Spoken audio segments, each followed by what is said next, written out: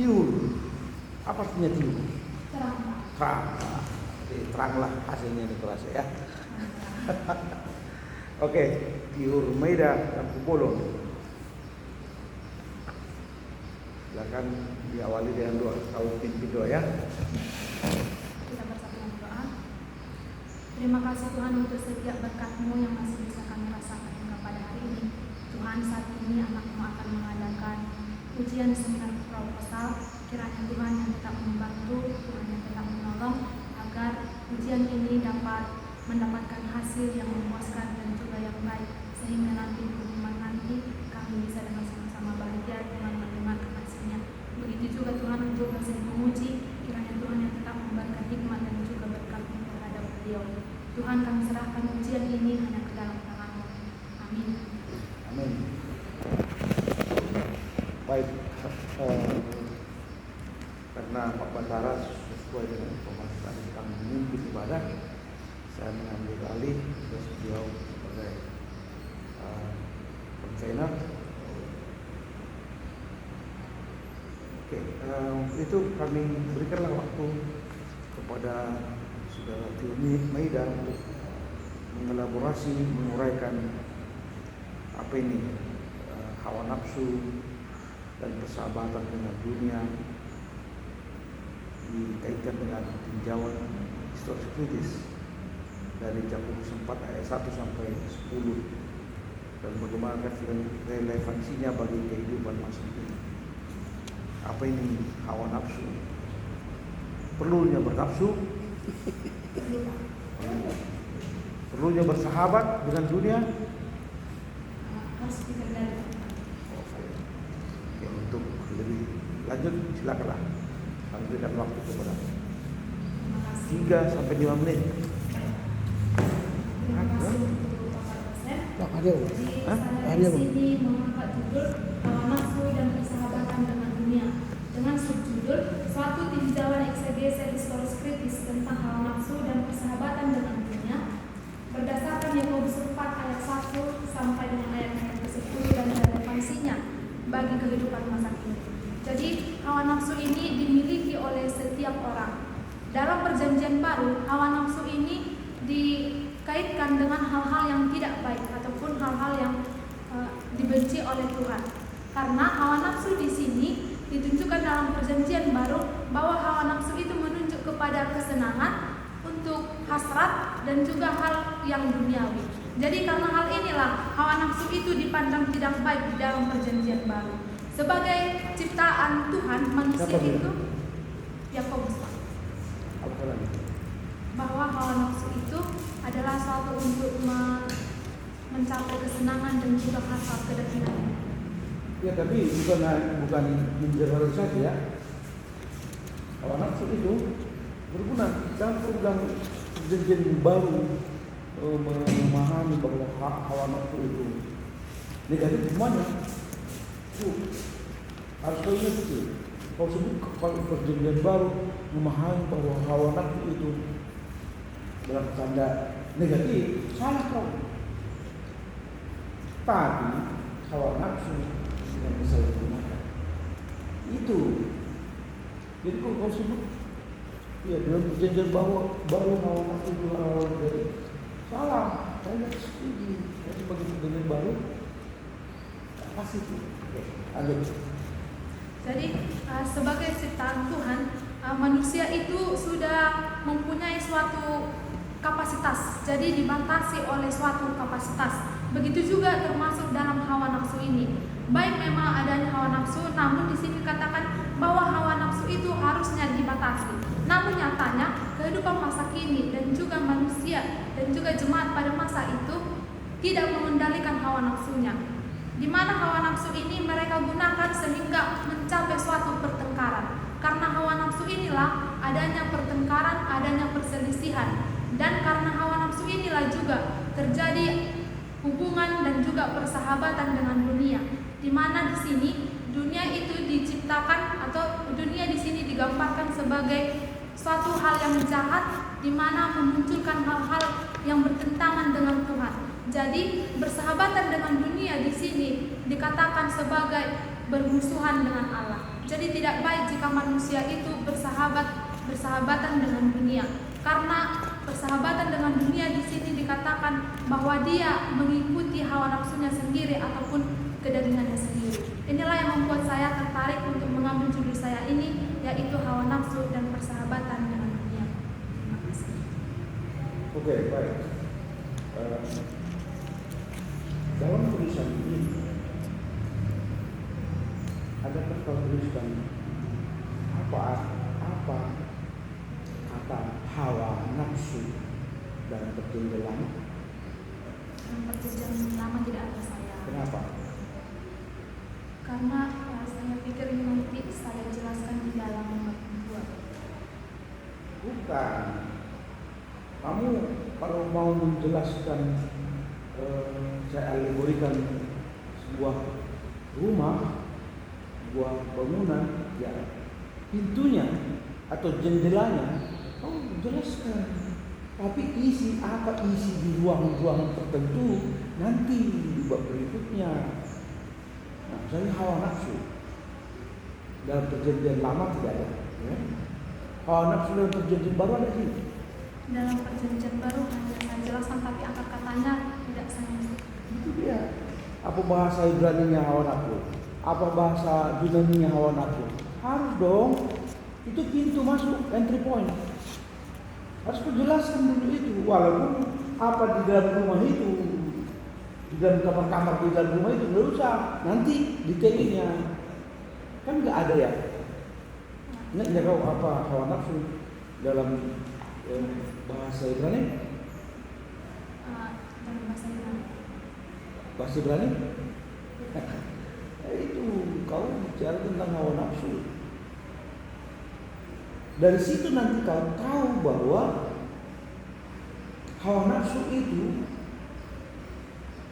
positif dan juga ada ya dengan salah menggunakan jadi negatif. Nefes, kata nefes dalam bahasa Ibrani, nefes salah rupanya, negatif rupanya nafsu. Kalau istri saya dulu itu nggak ada nafsunya, nggak mau saya. Kalau nanti kalau ada suamimu nggak bernafsu, ya nggak bagus lah. Nggak jadi lah. Jadi yang pertama, nefes itu cakupannya ke termasuk nafsu. Epitumia dalam bahasa Yunani, nafsu. Dan kau harus tampilkan nanti di mana kata-kata epitumia itu dalam bentuk positif, supaya jangan membabi buta langsung. Wah, kalau nafsu itu jelek, ya bagus itu, ciptaan Tuhan itu. Kalau digunakan untuk ya yang baik, membangun kemuliaan nama Tuhan. Baca dulu Lukas 22 ayat 15.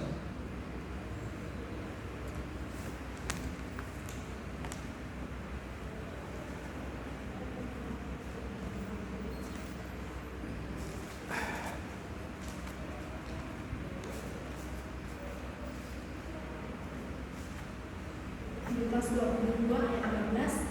Lalu orang itu akan menunjukkan kepadamu sebuah ruangan atas yang besar yang sudah lengkap. Disitulah kamu harus mempersiapkan. Lukas berapa kau baca itu? Lukas 22 ayat 12. Nah, itulah salah itu yang kau sebutkan itu. Bukan 12 yang kau baca itu. 15, kan itu tadi yang saya bilang. Lukas 22 ayat 15. Katanya kepada mereka, aku sangat rindu makan Paskah ini bersama-sama dengan kamu sebelum aku menderita. Aku sangat rindu. Wow, itu nafsu itu. Saya lihat dulu dalam bahasa Yunani-nya. Lukas 22 ayat 15.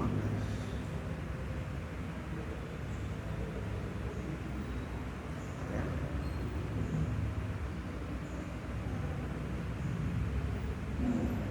Dalam bahasa Inggris with desire, keinginan.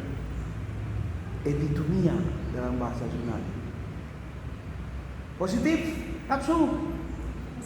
Itu ya kan? Itu salah satu contoh menunjukkan bahwa nafsu itu yang ada menerjemahkan desire dalam bahasa Yunani epitomia adalah keinginan. Aku sangat rindu makan Paskah ini bersama-sama dengan kamu sebelum aku menderita. Jadi kata epitomia itu positif. Demikian juga Filipi 1 ayat 3 itu contoh-contoh bagaimana Paulus bernafsu, berkeinginan bertemu dengan orang-orang bertobat. Filipi 1 ayat 23, 1 Tesalonika 2 ayat 17. Jadi kalau kau mau mengambil menulis dari Mika, dasar-dasar itu harus jelas. Itu saya tekankan dari sejak awal. Dasar kita biblis. Jangan seperti yang tadi ada saya uji, dia mau menulis skripsi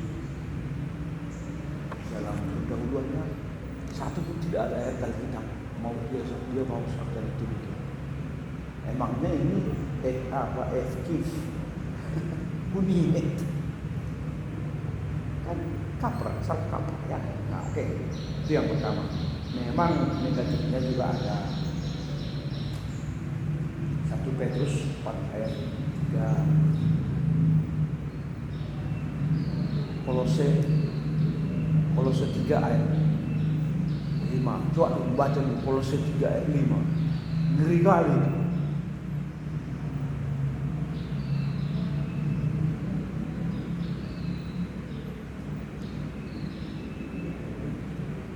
Kolose 3 ayat 5, karena itu matikanlah dalam dirimu segala sesuatu yang duniawi, yaitu percabulan, kenajisan, hawa nafsu, nafsu jahat, dan juga keserakahan yang sama dengan penyembahan berhala. Hawa nafsu sama dengan penyembahan. Ya, sama dengan kalau kita kategori itu penyembahan berhala. Dalam konteks itu, dalam konteks negatif, kan? Ini adalah sebuah perkembangan penyembahan berhala. Di dalam perjanjian lama, penyembahan berhala kepada patung lah, kepada leluhur lah. Ini dalam perjanjian baru, hawa nafsu juga menjadi penyembahan berhala. Itu kan informasi ya. Jadi ada aspek positif, ada aspek negatif. Manakala digunakan tidak membangun, tidak konstruktif, justru destruktif. Ini yang perlu kamu pahami. Dan secara khusus, misalnya di dalam Yakobus ini. Yakobus berapa ini? Yakobus 4 ayat 1 sampai 10. Oke, fokusnya untuk hawa nafsu mana? Ayat 1. Coba baca.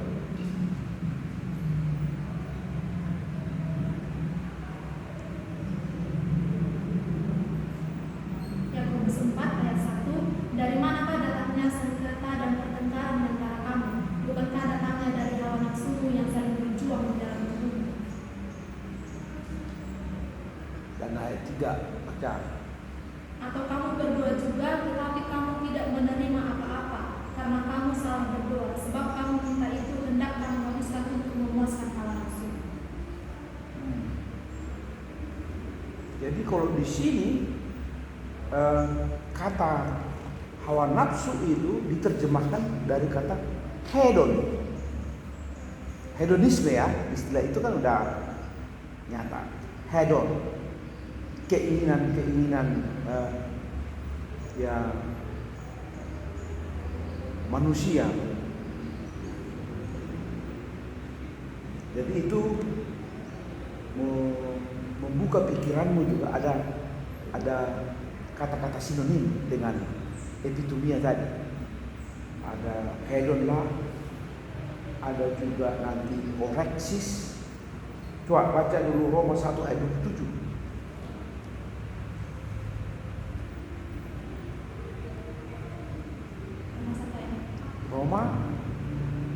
Roma 1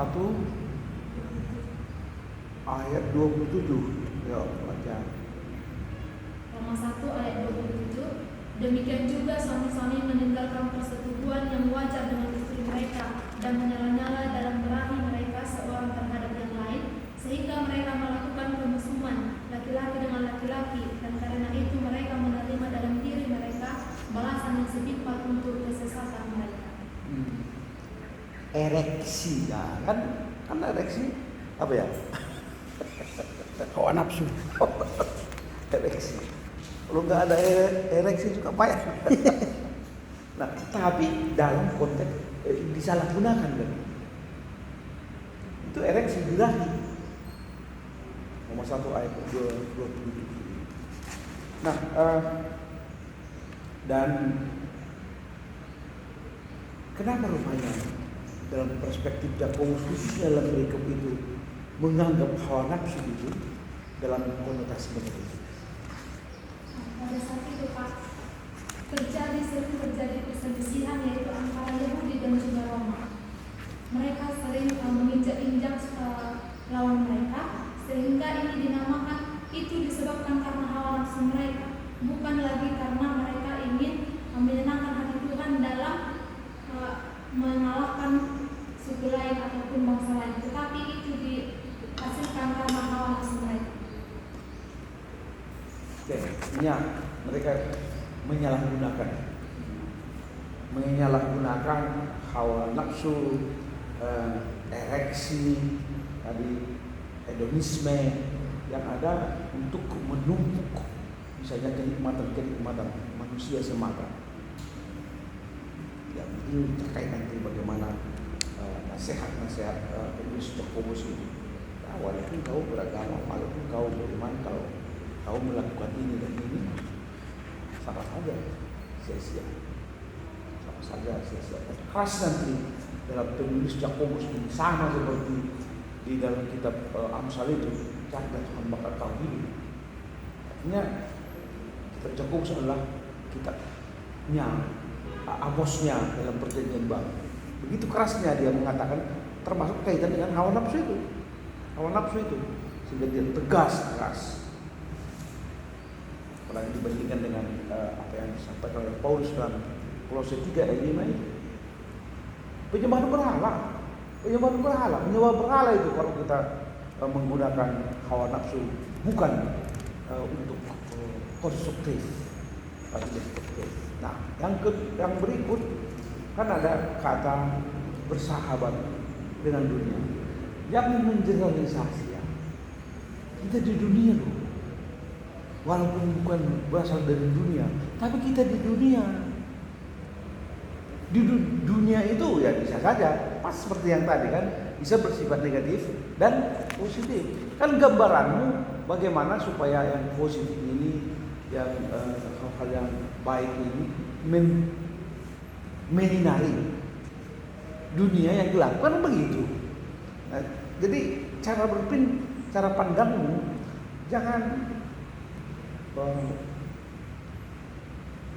hitam putih, white and black, jangan.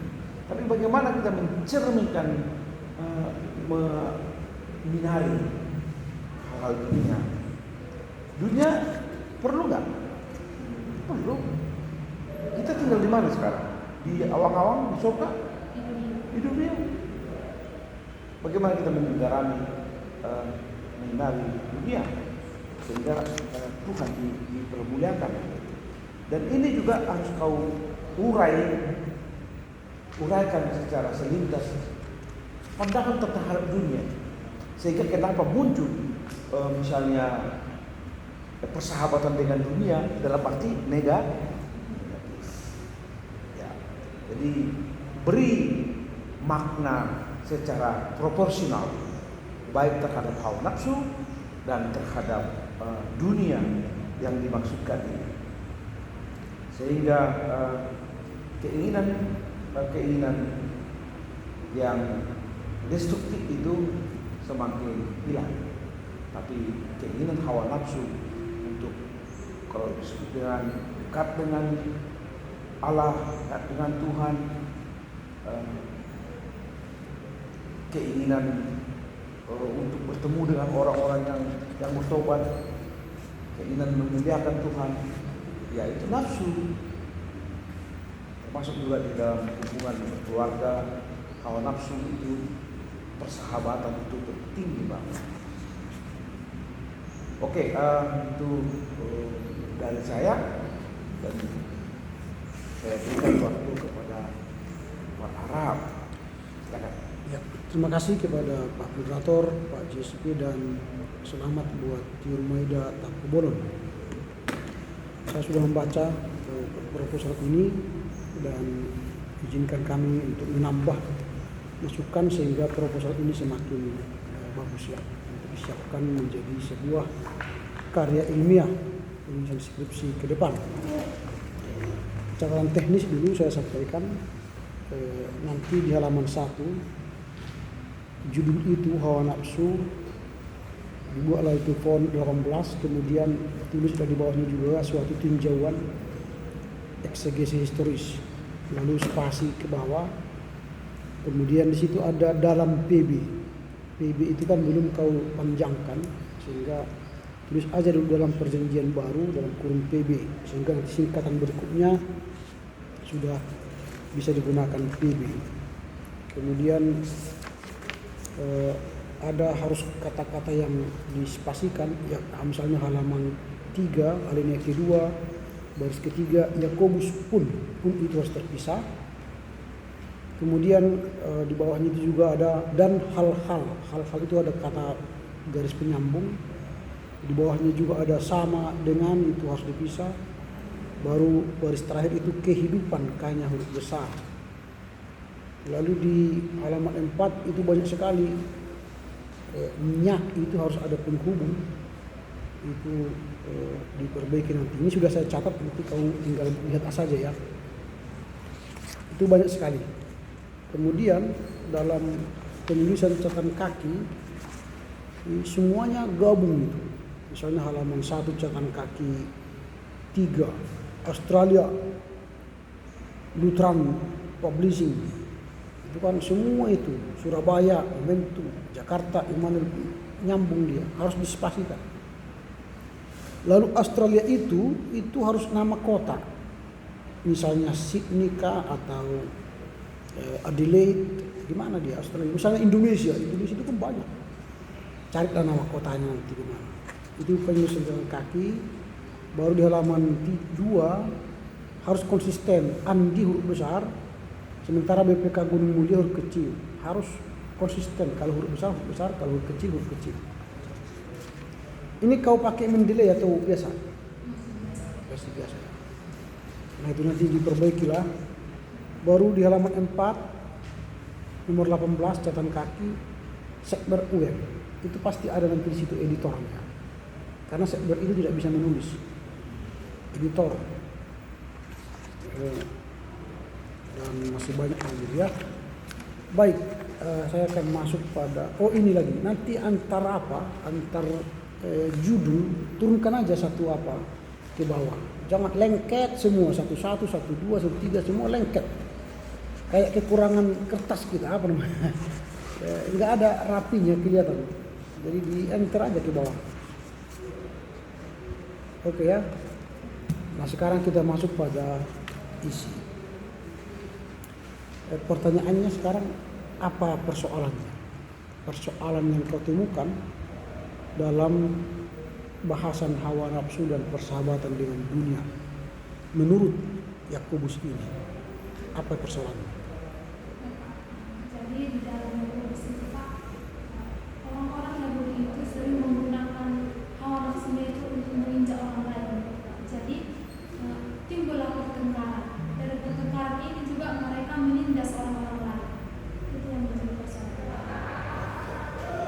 Seharusnya itu yang kau tulis di sini. Misalnya begini, dalam Yakobus 4 ayat berapa itu? Ayat 1 sampai 10 terlihat fakta bahwa orang Yahudi itu menginjak orang-orang miskin. Atau apa tadi kau bilang? Yahudi menginjak orang tertindas seperti orang Romawi sehingga terjadi perselisihan. Nah, menurut fakta dari Yakobus ini bahwa orang Yahudi menindas orang-orang miskin sehingga terjadilah pertikaian. Ini fakta kan? Nah, padahal seharusnya sebagai orang pengikut Kristus kita harus menghindari penindasan atau pertikaian. Jangan melakukan penindasan. Bahkan penindasan itu dilakukan oleh hawa nafsu mereka yang ingin mendominasi atau otoriter terhadap orang miskin. Itu faktanya kau lihat. Sehingga nanti dalam tulisanmu ini saya tertarik untuk mendalami apa faktor atau yang menyebabkan orang Yahudi itu melakukan penindasan kepada orang miskin sehingga terjadi perselisihan. Apakah disebabkan hawa nafsu atau disebabkan oleh persahabatan mereka terhadap dunia? Itulah yang menyebabkan saya menulis skripsi ini. Jadi ada persoalan akademis. Lalu kau tulislah seharusnya orang Kristen itu janganlah mendominasi atau menomorsatukan hawa nafsu dan persahabatan dengan dunia. Walaupun hawa nafsu itu sangat dibutuhkan oleh manusia. Tetapi haruslah menjadikan hawa nafsu untuk memersatukan umat percaya, bukan mencerai-beraikan. Nah itu nanti tambahkan dalam pendahuluanmu sehingga tampak nanti persoalan akademis yang hendak kau tulis dalam skripsi. Kemudian kalau kamu kaitkan dengan fakta sekarang orang Kristen apakah sama dengan orang Yahudi? Apakah ada persamaan? Kalau ada persamaan nanti faktamu tambahkan. Tidak hanya orang Yahudi yang menindas dengan hawa nafsu terhadap orang lain. Ternyata orang Kristen saat ini pun masih menggunakan hawa nafsu dan persahabatan duniawi untuk menindas orang lain. Karena itulah maka saya buat nanti dalam skripsi ini implementasinya atau relevansinya bagi kehidupan masa kini. Sehingga nanti setelah kau kaji secara eksegesis historis teks itu, kau lihatlah fakta bahwa ada yang menyebabkan mereka menindas dan di lapangan dan pada masa kini ada sumbanganmu supaya jangan dijadikan hawa nafsu dan persahabatan dunia itu untuk menindas sesama orang percaya, tapi menjadikan hawa nafsu atau persahabatan itu menjadi alat pemersatu persahabatan yang baik, bukan untuk perceraian. Nah kemudian di rumusan masalahmu nanti tambahkan kata pertanyaanmu itu kan apa arti dan makna hawa nafsu menurut Yakobus 4:1-10. Tambahkan berdasarkan tafsiran historis kritis. Karena itu yang harus kau teliti nanti berdasarkan tafsiran historis kritis. Lalu bagaimana konsep persahabatan dengan dunia menurut Yakobus? Saya pikir pertanyaan 1 dan 2 ini digabung sehingga apakah arti dan makna hawa nafsu dan persahabatan dengan dunia berdasarkan itu. Baru kemudian bagaimana relevansi hawa nafsu dan persahabatan dunia menurut Yakobus dengan kehidupan masa kini. Jadi sinkron dia pertanyaan pertama dan pertanyaan kedua. Nah kalau itu nanti 2 pertanyaan saja kau jawab di skripsi ini sudah bagus itu. Lalu tujuan penelitianmu nanti tentu berdasarkan pertanyaan rumusan masalahmu itu ya, sinkronkan nanti ke manfaat juga. Metodologinya tambahkan saja, kau tuliskan halaman 9 metodologi yang digunakan dalam penulisan ini adalah metodologi kualitatif titik. Nah tambahkan saja metodologi kualitatif dengan menggunakan tafsiran historis kritis atas Yakobus 4 ayat 1 sampai 10. Nah, ini sudah saya tulis di sini. Oke, jadi sudah kau lengkapi buku-bukumu sudah pas 25 dan 2 berbahasa Inggris, nanti tambahkan lagi. Kalau sudah skripsi dia menjadi 50 buku dan minimal 8 bahasa Inggris, tambahkan nanti. Sistematika penulisanmu sudah ada dan nanti di bab 3 tambahkan di situ nanti metodologi penulisan. Ya. Nah, itulah dari saya. Kami serahkan kembali kepada Pak JCB. Terima kasih. Oke, karena Pak Batara sudah tadi menyampaikan kepada saya untuk mengambil alih operator, dan saya sudah menambahkan dari poin-poin yang sangat penting dari dasar dari penelitian ini, tulisan ini. Dan terima kasih kepada Pak Hamdi sudah memberikan masukan bagaimana menulis sesuai dengan tujuan yang sudah ada di kampus kita. Nah, untuk Pak Batara nanti kamu harus bertemu dengan dia, jumpai dengan dia ya, selepas ibadah atau sebelum atau sekitar jam 12 nanti, karena jam 12 ke jam 1 itu free. Lacaklah dia dengan bernafsu. Temui dia, keinginan untuk bertemu dengan dia, apa masukan dari di dalam proposal ini. Mengerti ya? Kalau begitu udah bisa kita lihat. Udah, oke. Ya, silakan kamu mengakhirinya dengan doa. Kita berdoa.